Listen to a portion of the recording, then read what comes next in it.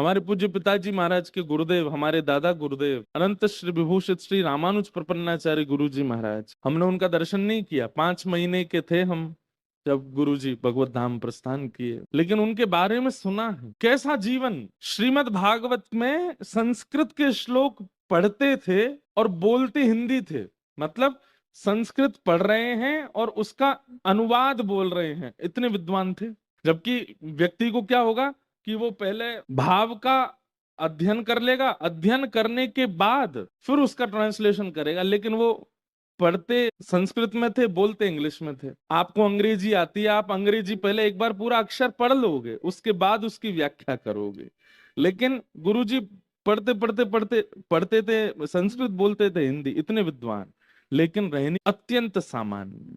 हमारे पिताजी महाराज बताते हैं, हम कभी गुरुजी की धोती और बगलबंदी अगर धुलवा देते थे बाहर, बढ़िया प्रेस करवा के, कलफ लगवा के, तो गुरुजी उन कपड़ों को लेते और कुएं के पानी में फिर स्वयं धोते और निचोड़ के सुखा के फिर पहनते। हमारी माता जी बताती हैं, कभी हम अच्छी सब्जी रोटी कुछ बढ़िया बना देते तो सब्जी पा करके बोलते, सुनो थोड़ा नींबू लेके आओ, थोड़ा दही लेके आओ। क्यों?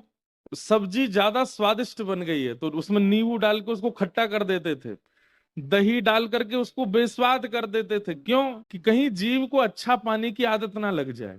इतना संयम करते हैं वैष्णवाचार्य, तब जाकर के भगवत अनुभव होता है। हम लोग चट्टपने में हमारी कोई कमी नहीं है, हम आपकी नहीं अपने आप को भी जोड़ रहे हैं।